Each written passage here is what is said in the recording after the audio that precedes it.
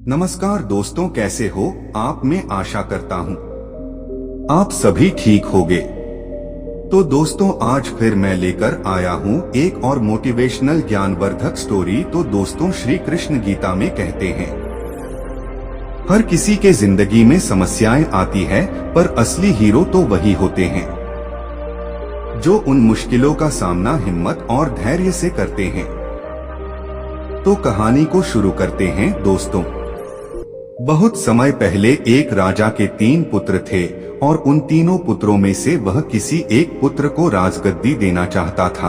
पर किसे? राजा ने एक तरकीब सोची और तीनों पुत्रों को बुलाकर कहा, अगर तुम्हारे सामने कोई अपराधी खड़ा हो तो तुम उसे क्या सजा दोगे?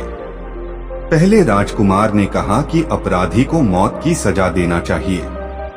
तो दूसरे ने कहा अपराधी को काल कोठरी में बंद कर देना चाहिए। जब तीसरे राजकुमार की बारी आई तो उसने कहा कि पिताजी, पहले यह देख लेना चाहिए कि उसने गलती की भी है या नहीं। इसके बाद उस राजकुमार ने उन तीनों को एक कहानी सुनाई। किसी राज्य में एक राजा हुआ करता था। उसके पास एक बहुत ही सुंदर सा तोता था। वह तोता बहुत ही बुद्धिमान और होशियार था। उसकी मीठी वाणी और बुद्धिमता की वजह से राजा उसे हमेशा बहुत खुश रखता था। एक दिन तोते ने राजा से कहा कि मैं अपने माता पिता के पास जाना चाहता हूँ।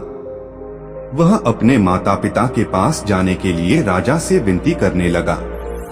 तब राजा ने कहा कि ठीक है, पर तुम्हें 5 दिन में वापस आना होगा। वह तोता जंगल की ओर उड़ गया। अपने माता पिता से मिलकर बहुत खुश हुआ।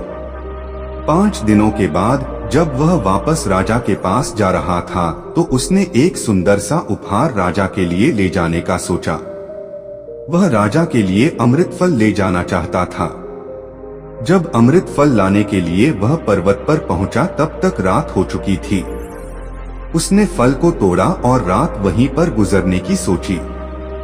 वह सो रहा था, तभी एक सांप आया और उस फल को खाना शुरू कर दिया। सांप का जहर उस पूरे फल में फैल गया था। सुबह हुई, तोता फल लेकर राजा के पास पहुंच गया और कहा, राजन, मैं आपके लिए यह अमृत फल लेकर आया हूं। इस फल को खाने के बाद आप हमेशा जवान रहोगे। तभी मंत्री ने कहा, महाराज, पहले फल देख भी लीजिए, फल सही भी है या नहीं। राजा ने मंत्री की बात मानकर फल का एक टुकड़ा कुत्ते को खिला दिया। कुत्ता तड़प तड़प कर मर गया। यह देख राजा बहुत क्रोधित हुआ। वह अपनी तलवार से तोता का सिर धड़ से अलग कर दिया। राजा ने वह फल बाहर फेंक दिया। कुछ समय बाद वहीं पर एक वृक्ष उगा।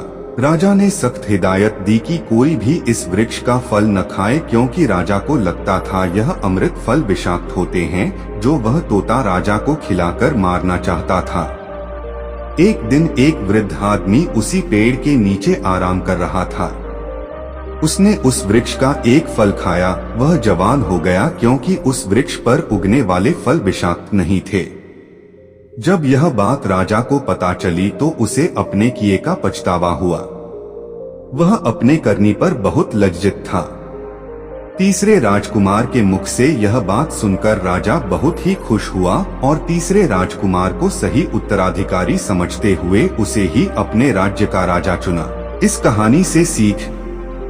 दोस्तों, इस कहानी से हमें यही सीख मिलती है कि किसी भी अपराधी को सजा देने से पहले यह देख लेना चाहिए कि उसने गलती की भी है या नहीं।